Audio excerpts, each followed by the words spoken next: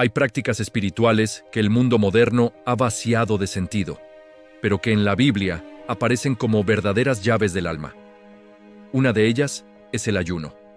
No como moda, no como método de autoayuda, sino como una experiencia profunda de conversión interior.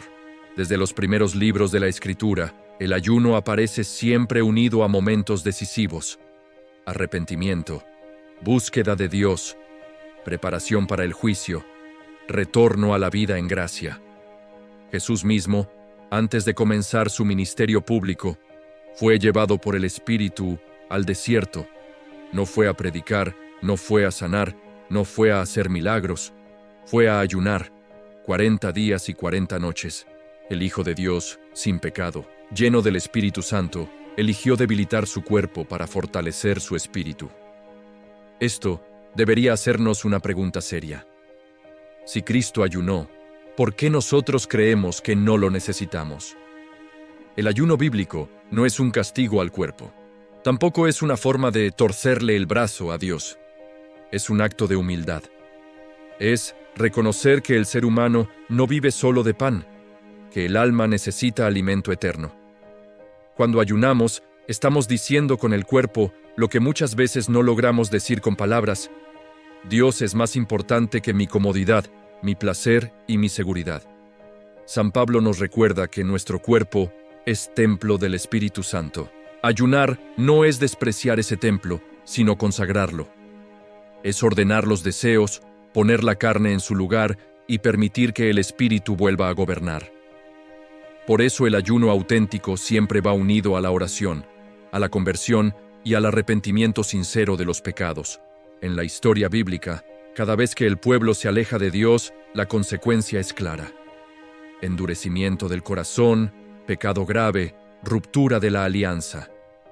Y cada vez que el pueblo quiere volver, Dios pide lo mismo: humildad, ayuno y retorno del corazón. El profeta Joel lo dice con claridad: vuelvan a mí con todo el corazón, con ayuno, con llanto y con lamento. No es un gesto externo, es una decisión interior. El ayuno tiene sentido cuando nos devuelve a la vida en gracia. De nada sirve dejar de comer si seguimos aferrados al pecado mortal, al rencor, a la soberbia o a una vida desordenada. Dios no busca estómagos vacíos, busca corazones convertidos. El ayuno verdadero nos enfrenta a nosotros mismos, a nuestras dependencias, a nuestras fragilidades, y nos recuerda que un día también tendremos que desprendernos de todo para presentarnos ante Él. La Escritura muestra que hay situaciones espirituales que no se resuelven solo con palabras. Jesús lo dijo claramente cuando sus discípulos no pudieron liberar a un joven poseído. Ese tipo de mal solo se vence con oración y ayuno. No porque Dios sea sordo, sino porque el alma necesita ser purificada para recibir una autoridad mayor.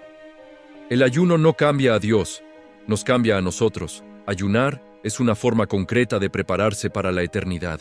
Nos recuerda que esta vida es pasajera, que el cuerpo se debilita, que la muerte llegará y que solo el alma permanece. El que nunca ayuna vive como si este mundo fuera definitivo. El que ayuna aprende a desprenderse, a vigilar su interior y a vivir con los ojos puestos en el juicio final, donde no contarán nuestras comodidades, sino nuestra fidelidad. La Iglesia, desde sus primeros siglos, comprendió profundamente el valor del ayuno, no como una obligación vacía, sino como una disciplina espiritual que ordena la vida y mantiene despierta la conciencia. Por eso existen tiempos penitenciales, días de ayuno y abstinencia, y llamados constantes a la conversión. No es un capricho, es pedagogía espiritual. El alma que nunca se ejercita en el sacrificio se vuelve frágil ante la tentación.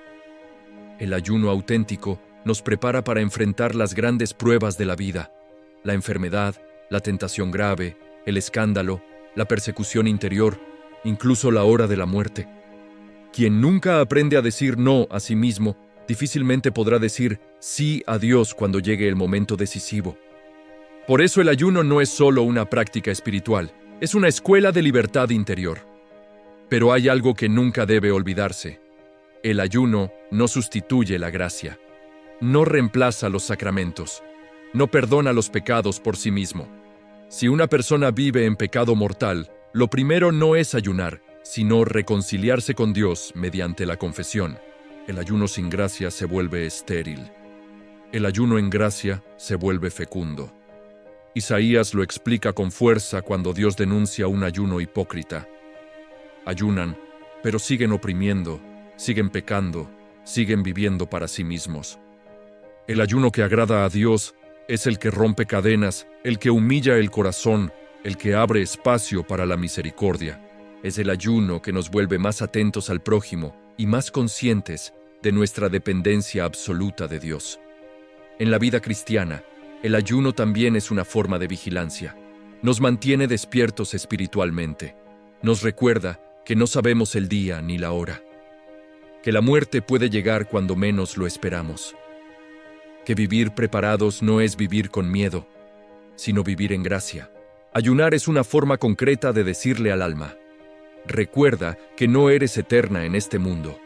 Prepárate para el encuentro definitivo. Cuando se ayuna con recta intención, el corazón se vuelve más sensible a la voz de Dios.